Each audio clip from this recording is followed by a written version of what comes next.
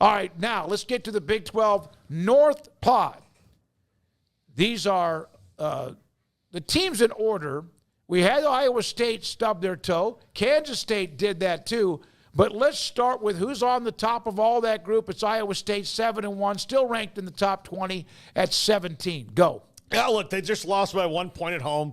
That's not the worst way to lose. But I'm not going to dog on them too much for that. Like they were Iowa State. I mean, they looked like themselves. They weren't the best version, but Texas Tech was kind of locked in and ready to go and went on and won the game down the stretch. So I'm not worried about them, until Farmageddon. I think that's the prize they have to keep their eye on. But I do kind of pity the next couple teams on their schedule, because I think these guys are on a mission, and they got knocked off the road a little bit.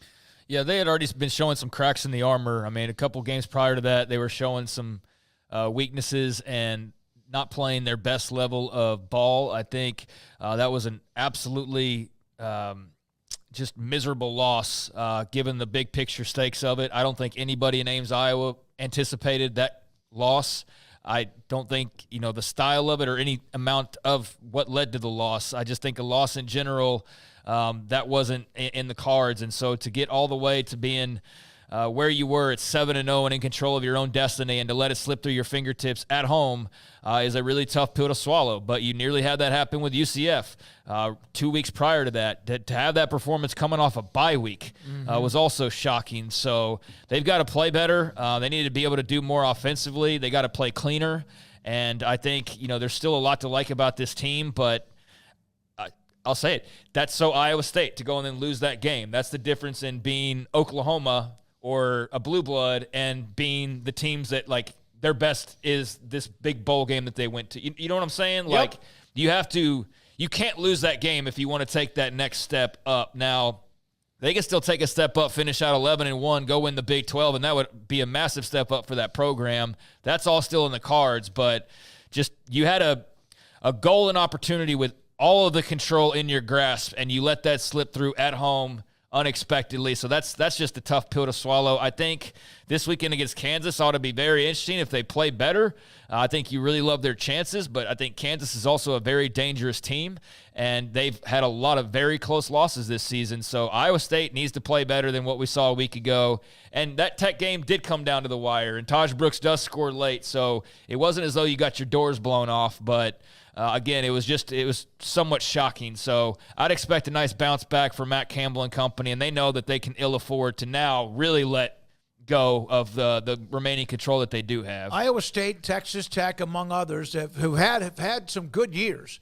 But there's a reason why it's been a long, long time since they had an outright conference title. And for Iowa State, it was 1911 and 1912. They had that chance to put themselves in a position they could still win the conference title by winning it outright, by getting to the game and winning in Arlington if they can just take care of their business down the stretch. Now, from Iowa State to next in line is K-State, and they lost the game to Houston, and Chris Kleiman and company with some answers that they need.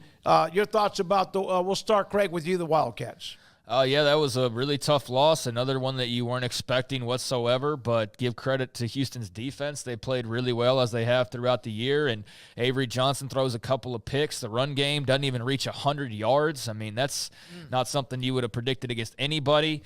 You're fumbling all over the place, even though you're able to get on them. That's the thing against Houston. They will knock some balls loose, and you got to be really careful. But, I mean, that was a close game on the road against a very gritty Houston team, and they got caught slipping, and that was a bad performance offensively, due in part to Houston, and they really put themselves in a crunch now as far as their big picture aspirations of even a Big 12 championship. They're no longer in control. Now they get to play Iowa State at the end of the year, and maybe that's a winner goes on to Arlington type of a game, but I think that was an unexpected loss last week that had most of the commentators, our boys, John Kurtz and Fitz and those guys, like, I didn't get any sense that they had any iota of any inkling that was in the cards last week. And so that was that was really surprising. And now you get a little bit of a break the second bye week, so that's good that you can kind of lick your wounds. It also sucks because you have to do it following a loss like that, but I expect we'll see a polished and geared up K-State team ready to have a strong close. Yeah, they better. I mean, like that's one of the things they've moved themselves out of options. Like, got to win it. They have to win out. And that means getting in the Big 12 championship and winning that one too. So if they want to be a playoff team like they think they are, well, you got to be done losing. You have to be done losing. Kansas might have the toughest schedule down the stretch. I haven't looked at all the other ones, but they have the game this weekend at Iowa State. Home against Iowa State, wherever home is for them this week, at BYU, and then Colorado. They end at Baylor, but they play the three. Three of the top 25 ranked teams in the conference, back to back, starting with this week. They were beaten in that deadly game a couple of weeks ago against Kansas State. They now have Iowa State, the Jayhawks. Paul? They just haven't been good in the fourth quarter. I mean, they don't know how to close. I'm curious to see how they do down the stretch because I think that will inform Lance Leipold of what to build this team around next year and see what changes he has to make. But it's all it's all over but the shouting for them, to me. And my questions about them are: can Jalen Daniels play well enough down the stretch where he either comes back to Kansas next year or he jumps in the portal for another opportunity? Is it kind of over for them there? I don't know. There's a lot more questions than answers, but this is the stretch of the season where they have to see what they can actually build around for 25. Well, I mean, technically there's still an opportunity to make a bowl game, even though it seems like a really long shot because of the schedule that you pointed out. It's been a rough year, a very forgettable year, and much closer to the old days that nobody wants to remember than the days of the last year or two where things were looking like they were skyrocketing towards being on top of the Big 12 or at least in the mix for that. So I still think they're a better team than their record indicates, but their record does have the opportunity to get way worse because of what is lined up. Now, we should know this. Home for them is Arrowhead Stadium this week. So, I mean, that's where they've been, multiple times already, and so that should be nice and comfortable for them. I don't know how much of an advantage at all it really gives them, but Iowa State and Kansas, by the numbers, is actually a much closer game than you would probably expect given the records if you just look simply at those. A lot of metrics have this as still an Iowa State favored to win type of a game, but not like 80-20 or 70-30, even more like 54-45-ish kind of percentages. So I think Kansas has every reason to believe they can have a chance to win this game, but it's going to come down to, not turning the football over and Jalen Daniels playing good ball, which he's done at times this year. It hasn't been all bad, but he's also had some, obviously like that Kansas State game, some not so good moments. So start with him protecting the football. Let's go from there. But they've got the weapons to make this interesting, and obviously there's probably not a lot of love lost between these two. So I'm expecting a feisty game, although you'd probably wish that Iowa State wasn't rolling in off of a loss that kind of wakes them up and pisses them off a little bit. But you've also had 2 weeks to prepare for this game. So I'd imagine they're going to have some fun stuff to bring out and try to go on a run here at the end of the year. And we end the North with what we've said, Kansas, Kansas State, Iowa State, with now West Virginia. Try to make a bowl game, West Virginia. I mean, that's the thing they've got to do. I'll still contend that I think that Neil Brown can't really do much to change their stars, but Nico Marchiol makes it interesting. Like, see what they can do. I mean, they still got a chance. 4-4? Is that what they are? 4-4? Yep. Yeah, 4-4. So they still got a chance to kind of turn it around and be what they were last year. So they're standing on the precipice of at least be what you were last year, which was 9-4 eventually as a team with a bowl win. So be 9-4, be 8-4, or kind of flail around like you've been all year. West Virginia's got a chance to make a bowl game. I think that's the bare minimum of what you expected coming into this season. I don't know if you're going to be able to match last year's record at this point. You'd have to win out, and I don't think that's in the cards for them, but I definitely think they can go on a little bit of a run here. I mean, they went out and beat Arizona on the road, which was a good thing. They've had a couple of a couple of road wins in a row now after going 0-2 to start because they had to go to Penn State and Pittsburgh. So they've been able to reverse that, getting into Big 12 play. And I think Arizona's obviously a wounded duck right now, but you just didn't know because so was West Virginia rolling in, and they went there and they took care of business.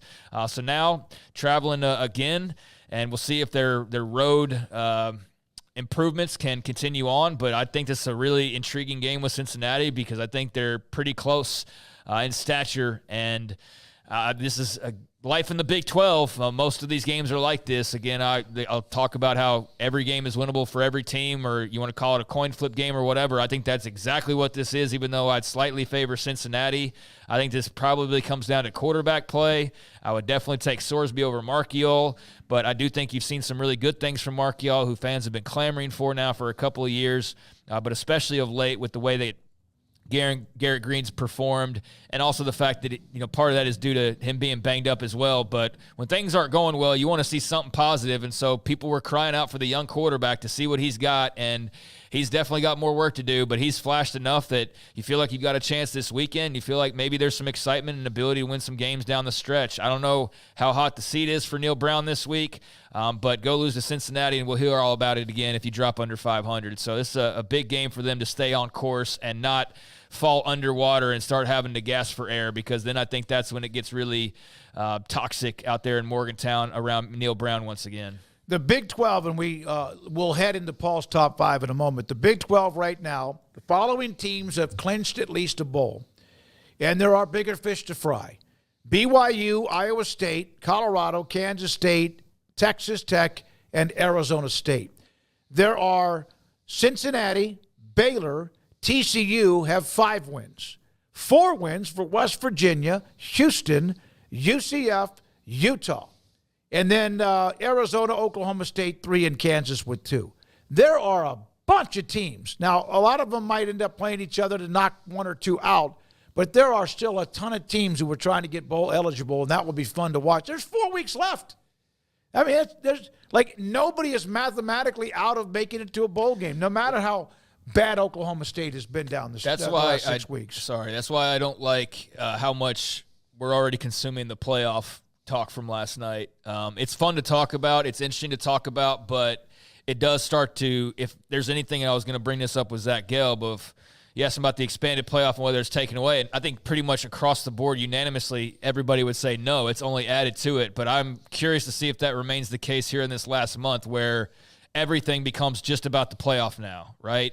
Versus it was just about the games up to this point and the craziness and all that. We're going to have all that still, but is every outcome, instead of it being about bowl eligibility or whatever, now like, well, how does it affect the playoff? You know what I'm saying? Yep. So hopefully that's not the case, because there are interesting storylines just like that we'll still cover about just getting bowl eligible. And those are subplots that are going to be a lot of fun to track over this last course of the season that have nothing to do with the playoff necessarily. So that's got to stay in focus as well.